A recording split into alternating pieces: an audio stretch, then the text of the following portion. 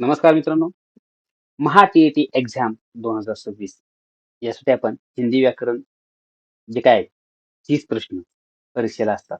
Paper क्रमांक 1, paper क्रमांक 2 ज्यांनी हिंदी माध्यम घेतले आहे त्यांच्यासाठी अत्यंत महत्त्वाचे हे प्रश्न आहेत. 100 प्रश्न आहेत आणि त्यांची उत्तरं आहेत. तर आपण थोडक्यात हे पाहून घेऊ. पहिला प्रश्न पहा आता काय याच्यामध्ये हिंदी में न्य वर्ण किन वर्णों के संयोग से बना है.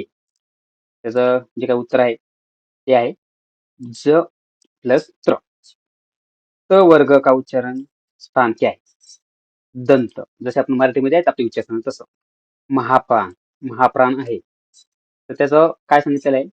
महाप्राण व्यंजन कौन से होते हैं?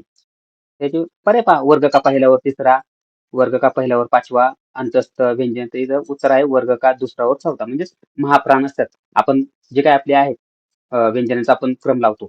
त्यामध्ये महाप्राण विचारलाय. जसं आपला महाप्राण आपण म्हणतो ह. तसं ह कधी येतो किंवा हचा उच्चार होतो त्यावेळेस महाप्राण. आता य, र, ल, व व्यंजनों को क्या कहते? तर त्याला अंतस्थ व्यंजन असे म्हणतात. म्हणजे आपण म्हणतो ना अल्पप्राण वगैरे तसं हे. फक्त हिंदीचे थोडे अर्थ वेगळे आहेत. अनुनासिक का संबंध किससे होता है? अनुनासिक नाक और मुंह दोनों का. आपण म्हणतो ना ड, त्र, न, म. ज्यामध्ये नाक आणि तोंड या दोन्हींचा उच्चार होतो. ओ आणि औ का उच्चारण स्थान क्या आहे?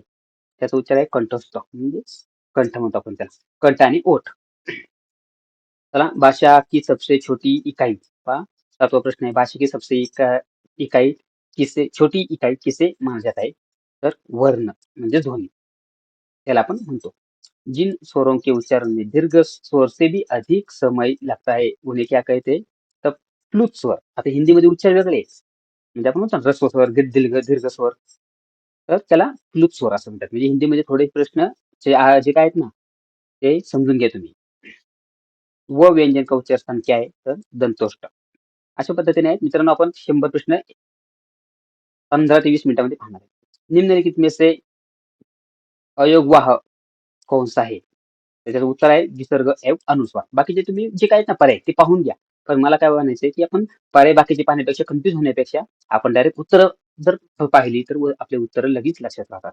दुसरं पहा आता. प्रश्न 11वा आहे. बचपन शब्द में कौन सी संज्ञा है?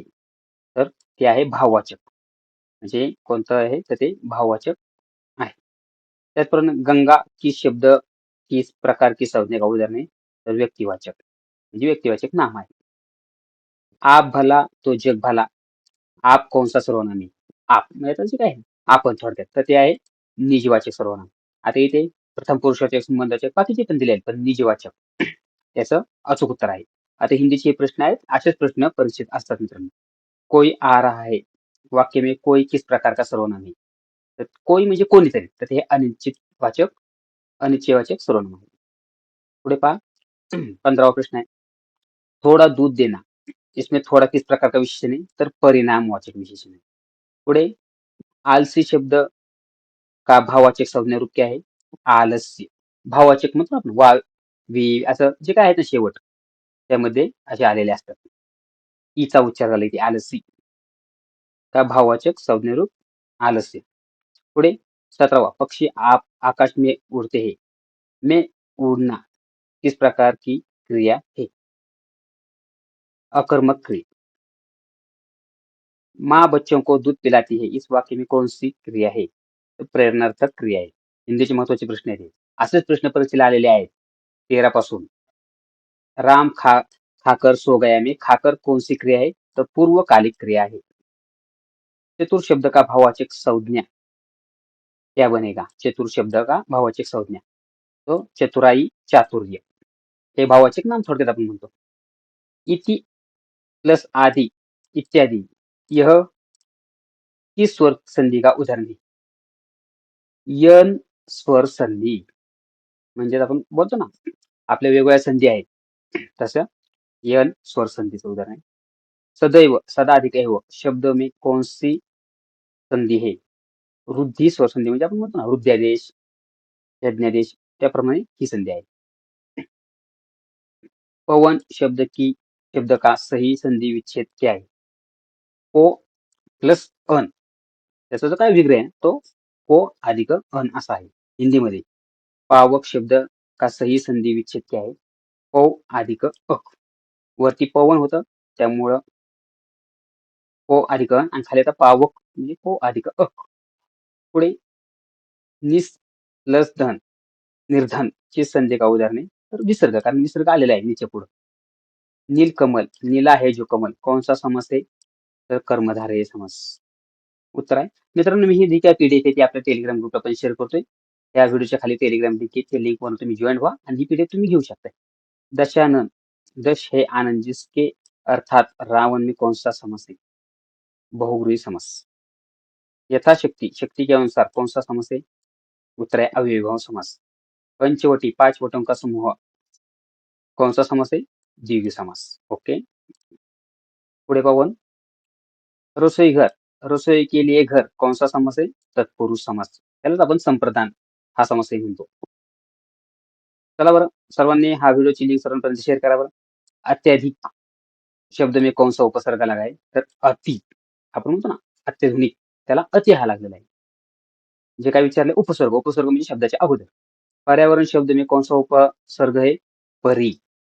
आपल्याला माहिती आहे जे काय आहेत ना उपसर्ग आणि प्रत्यय उपसर्ग शब्दाच्या अगोदर लागतो प्रत्यय शब्दाच्या नंतर. मिठास शब्द में प्रत्यय किस प्रत्यय का प्रयोग हुआ है म्हणजे शेवटी कोणता लागलाय तर आस. लेखक शब्द में कौन सा प्रत्यय है? क लेखक ख अक म्हणजे पर्याय क्रमांक 1 अक. विद्वान शब्द का स्त्रीलिंग रूप कौन सा है? तर त्याचं उत्तर आहे विदुषी. विद्वान विदुषी. नेता शब्द का स्त्रीलिंग रूप नेत्री. प्राण शब्द का प्रयोग सदैव किस वचन में होता है? बहुवचन. लक्षात ठेवा प्राण शब्द. अध्यापक का सही स्त्रीलिंग शब्द क्या है? अध्यापिका. अध्यापक अध्यापिका. निम्नलिखित में से कौन सा शब्द सदैव एक वचन में प्रयुक्त होता है? एक वचन मध्येच तर जनता हा शब्द होतो. पुढचा 40वा प्रश्न आहे. बहु शब्द का बहुवचन विचारले त्यांनी. बहु ए हा शब्द जे काय त्याचं बहुवचन होतं बहु शब्दाचं. पुढचा 41वा प्रश्न. हे राम मेरी रक्षा करो में कौन सा कारक है? संबोधन कारक आहे. आपल्याला माहिती आहे जे काय आपले विभक्ती प्रत्यय आहेत त्यामध्ये जे काही कारक आहेत कारकार्थ त्यामध्ये विचारलेलं आहे तर संबोधन. राजा सेवक को वस्त्र देता है किस कारक का चिन्ह है इसमें तर संप्रदान. दान करण्याची क्रिया आहे. राम कलम में कलम से लिखता है किस कारक का बोध होता है? कारक करण कारक साधन ह्याचा जो काय उत्तर उत्तर आहे. वृक्ष पर पक्षी बैठे हे में कौन सा कारक है? अधिकार अधिकरण कारक. आता हे जे कर्ण आहेत ना ते म्हणजे कशा पद्धतीने ओळखायचे तर विभक्ती पाठ पाहिजे तुमची त्यानुसार आहे म्हणजे प्रथमा द्वितीय तृतीय मराठीमध्ये सांगायचं झालं तर त्यामध्ये प्रथमामध्ये जे काय आहेत ना कर्ता कर्म करण असे जे काय आहेत ते कारक आहेत. 45वां पाहू आपण. यदि वर्षा होती तो फसल अच्छी होती ये किस काल का उदाहरण है? तो हेतु हेतु मत भूतकाल. मोहन पढ़ रहा है यह किस काल का है? तो अपूर्ण तात्कालिक वर्तमान काल का कारक. वह खाना खा चुका है वाक्य में कौन सा भूतकाल है? पूर्ण भूतकाल. 48वां पहा. कारक के कुल कितने भेद माने जाते हैं? तर उत्तर है 8. बच्चा बिल्ली से डरता है इसमें कौन सा कारक है? तर अपादान कारक भय के अर्थ में. जब ते पहिला पण तर तो आहे. 50वा प्रश्न. शायद आज वर्षा होगी ह्याच्यामध्ये किस काल का वाक्य आहे? संभाव्य भविष्य काल का हे वाक्य आहे. पर्यायवाची जी काय आहे ना ते पुढची पाहता 51 पासून प्रश्न. सूर्य का पर्यायवाची शब्द कौन सा आहे? तर मयंक चंद्रमा. आता इथे विचारले नाही हे विचारले. आपण वाचताना काय होतो कौन सा आहे असं वाटतं आपल्याला. ते आपण काय करतो अचूक उत्तर करतो. पण तिथे काय विचारले नाही हे विचारले तर मयंक. बाकीचे सगळे आहेत. आकाश का पर्यायवाची शब्द कौन सा है? तर गगन व्यम असं उत्तर. म्हणजेच आपला जे काही समानार्थी शब्द. अंधकार का सही विलोम शब्द काय आहे? तर प्रकाश. अनुज का सही विलोम शब्द क्या होगा? अग्रज. त्याचबरोबर उत्थान शब्द का सही विलोम क्या है? म्हणजे युद्धाचा शब्द पतन पतन. त्याचबरोबर जिसका कोई अंत न हो के लिए एक शब्द क्या आहे? तर अनंत म्हणजे त्याचा हिरत नाही. पुढे जंगल में लगने वाली आग को क्या कहते? तर आपण मराठीमध्ये वनवा म्हणतो तसं दावानल म्हणतात त्याला हिंदीमध्ये. शब्द पाहून घ्या त्यासाठी पीडीएफ खूप महत्वाची मित्रांनो. पेट में लगने वाली आग जठराग्नी, पहाड के ऊपर की समतल भूमी को क्या कहते तर आदित्यका असं म्हणतात. तर मी जे बऱ्याच पर्याय सांगतोय ना ते पाहून घ्या एकदा. चला, जो आसानी से प्राप्त होऊ शके त्याला काय म्हणतात सुलभ. ते आपल्याला सहज मिळतं तर त्याला आपण सुलभ म्हणतो. 9-2 आता आपण मोहरे पाहू. 9-2-11 होना. मोहरे का सही अर्थ क्या है तो भाग जाना. त्याचं उत्तर आहे. अंगूठा दिखाना. मुहावरे का अर्थ क्या है तर ऐन वक्त पर मना करना. कान भरना. मुहावरे का अर्थ क्या है तर चुगली करना, भड़काना. पुढे घागर में सागर भरना. या मुहावऱ्याचा अर्थ काय तर थोड़े शब्द में बहुत कुछ कहना. अंधों में काना राजा. कहावत का अर्थ क्या है तर मूर्खों में थोड़ी ज्ञानी भी आदर पाता है. पुढे निम्नलिखित में से शुद्ध वर्तनी वाला शब्द त्यातला अचूक शब्द कोणता आहे तर जो लिहिलेला आहे तो कवयित्री हा शब्द बरोबर आहे. पुढे सही वर्तनीवाला शब्द कोणता आहे तर आशीर्वाद. कसा लिहितात ते पहा. मी तुम्हाला दाखवले पिवळ्या कलर मध्ये. तर अशा पद्धतीने हा शब्द लिहितात. निम्नलिखित में से शुद्ध वाक्य छाटी. जे काय ना शुद्ध वाक्य ते तुम्हाला हे पाहिजे. पहा. त्याचं उत्तर आहे मेरे को जाना है, मुझे जाना है. अशा पद्धतीने. पुढे 69वा प्रश्न पहा. आस्तीन का साप हा जो काय मोहर त्याचा अर्थ काय होतो तर कपटी मित्र. पुढे 70 खून पसीना एक करना. मोहर का अर्थ काय तर कठीण परिश्रम करना. ओके. पुढे रस्तो रसों का राजा रसराज किसे कहत आहे. तर हे जे काय आहेत ना वेगवेगळे रस आहेत मराठीमध्ये तसे त्याला शृंगार रस म्हणतात. शृंगार रस हा सगळ्या रसांचा राजा आहे. करुण रस का स्थायी भाव क्या आहे तर शोक. रौद्र रस का स्थायी भाव क्या है क्रोध. आता हे महत्वाचे आहेत. मराठीमध्ये येतात प्रश्न तसे हिंदीमध्ये पण. भरत मुनी के अनुसार रसों की संख्या कितनी मानी गई तर त्याचं आहे उत्तर 8.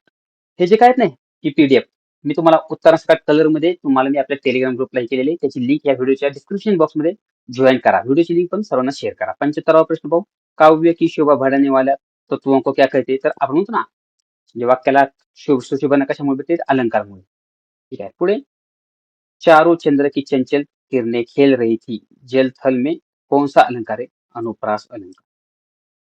जहां उपमेय में उपमान की संभावना व्यक्त की जाए वहां कौन सा अलंकार होता है उत्प्रेक्षा अलंकार होता है. पीपर पात सरिस मंडोला में कौन सा अलंकार है तर पर्याय क्रमांक है उपमा अलंकार. दोहा छंद के पहले और तीसरे चरण में कितने कितने मात्रा होते. आता हा प्रश्न खूप अवघड आहे. तर ते पण पाहा 13 मात्रा होती बघा त्यामध्ये. पण लक्षात असलेलं बरं दोहा छंद के पहिले और तिसरे लक्षात ठेवा 13 मात्रा. 80वा प्रश्न दोहे का उलटा कौन सा छंद है सोरठा. तर आता पुढे पाहू आपण 81वा प्रश्न सूर्य उदय हुआ अंधकार दूर हो गया. यह कैसा वाक्य आहे तर हे वाक्य संयुक्त वाक्य आहे. पुढचा 82वा प्रश्न जब वह आया तब मैं सो रहा था. एक कोणत्या प्रकारचं वाक्य आहे तर हे आहे मिश्र वाक्य म्हणजे आपण म्हणतो ना जब आणि तब जेव्हा तेव्हा. अग्नि का शब्द तद्भव रूप क्या होगा आग म्हणजे आपण तत्भव तद्भव शब्द म्हणतो देशी विदेशी शब्द तसा आहे. दुग्ध शब्द का तद्भव शब्द काय तर दूधच. फक्त दुसरा उकार इथं इथं दुग्धचं दूध होतं इथं म्हणजे दुग्ध हा संस्कृत शब्द असेल हा आपला दूध शब्द आहे. संस्कृत के जो शब्द बिना किसी परिवर्तन में हिंदी में प्रयुक्त होते हैं उन्हें क्या कहते हैं तत्सम शब्द कहते. पहा महत्वाचं आहे कारण हिंदीचा आपल्याला हे प्रश्न असणार 30. 86वा प्रश्न लोटा पगड़ी खिड़की किस प्रकार के शब्द है. हे शब्द आहेत देशेस म्हणजे देशी शब्द आपण म्हणतो ना देशेस. अल्पविराम जे चिन्ह दाखवले चिन्ह का प्रयोग कहा किया जाता है जहां वाक्य में थोड़ी देर रुकने के लिए आपण थांबतो त्यावेळेस हे वापरतात. आश्चर्य घृणा हर्ष आदि प्रकट करने के लिए किस चिन्ह का उपयोग होता है तर विस्मय आदि बोधक चिन्ह. थोडक्यात आपण पाहिलं तर मराठीचे जे काय आहेत ना सेम तसेच प्रश्न असतात फक्त थोडंसं काय काय शब्दांचा अर्थ कळत नाही. अशत का तद्भव रूप क्या आहे तर अशत अच्छत. अशा पद्धतीने आहेत. 90वा प्रश्न पाहू आपण. रचना के आधार पर वाक्य में कितने भेद होते हैं तर 3. कोण किती होतात 3. सरळ संयुक्त मिश्र म्हणजे आपण म्हणतो ना साधे वाक्य संयुक्त वाक्य मिश्र वाक्य अशा पद्धतीने. चला गबन और गोदान में उपन्यासों के लेखक कोण आहे. सगळ्यात महत्वाचे प्रश्न हे तुम्हाला 2 ते 3 प्रश्न विचारतात. तर त्याचं उत्तर आहे मुशी प्रेमचंद. काय उत्तर आहे मुशी प्रेमचंद. आता थोडस इथे पहा. ओके. त्याचं उत्तर आहे मुशी प्रेमचंद. दुसरं पहा आता, हिंदी साहित्य का इतिहास के प्रसिद्ध लेखन कोण आहे? तर त्याचं उत्तर आहे आचार्य रामचंद्र शुक्ला. 93 प्रश्न, मधुशाला काव्य कृती किसकी रचना आहे? तर हे हरिवंशराय बच्चन यांची ही आहे. पुढे पहा, 54 प्रश्न, अतीत के चलचित्र में किसकी प्रसिद्ध रेखाचित्र है? त्याचं उत्तर आहे महादेवी वर्मा. 95, भारत भारती काव्य संग्रह के रचयिता कोण आहे? तर सगळ्यात महत्वाचं उत्तर आहे मैथिली शरण गुप्ता. पहा उत्तर काय? मैथिली शरण गुप्ता आहे. त्यानंतर 96 प्रश्न, हिंदी दिवस कब मनाया जाता है? 14 सप्टेंबरला. सप्टेंबर म्हणजे सितंबरला. त्याला आपण फिको लक्षात ठेवा. संविधान के किस अनुच्छेद में हिंदी को राजभाषा घोषित किया है? कलम 343 1 म्हणजे अनुच्छेद 343 1 मध्ये. रामचरितमानस किस भाषा में लिखा है? अवधी भाषा में लिखा है. बीजक किसकी रचना का संग्रह है? कबीरदास. आणि शेवटचा 100वा प्रश्न आहे मित्रांनो आपला, अंधेरी नगरी प्रसिद्ध नाटक रचयिता कोण आहे? म्हणजे कोणीही केलेलं आहे तर भारतेंदू हरिश्चंद्र. म्हणजे हे सगळ्यात महत्वाचे प्रश्न आहेत हिंदीचे. मी तुम्हाला हे केलेले आहेत. असेच आपल्या अजून हिंदीचे बरेच असे जवळजवळ 10 ते 15 आपले व्हिडिओ आहेत. तर ते पण पाहण्यासाठी तुम्ही आपले चॅनलला सबस्क्राईब करा. हे पहा, खाली आपली लिंक आहे. त्या लिंकवर जी पीडीएफ तुम्हाला भेटेल त्यावर क्लिक करा आणि चॅनल सबस्क्राईब पण करा. अशा पद्धतीने मित्रांनो हे हिंदीचे जे काही टीईटी परीक्षा होणार आहे आपली त्या परीक्षेसाठी खूप महत्वाचे प्रश्न आहेत. त्यामुळे सगळ्यांनी हे प्रश्न एकदा पाहून घ्या. आणि महत्वाचं म्हणजे अशा पद्धतीने आपले सगळे जसे हिंदीचे झाले आता हे हिंदीचे, तसेच आपले बाकीचे जे काही विषय आहेत ते विषय पण असेच प्रश्नांची आपली सिरीज आहे. त्यामुळे तुम्ही हे अवश्य पहा. जसे बघा आता महा टीईटी 2026 साठी हिंदी व्याकरणची असे प्रश्न आहेत. तर सर्वांनी आपला चॅनल आहे हाडके सर चॅनल सबस्क्राईब करा, लाईक करा आणि व्हिडिओची लिंक तुम्ही तुमच्या मित्रांपर्यंत शेअर करा मित्रांनो. धन्यवाद.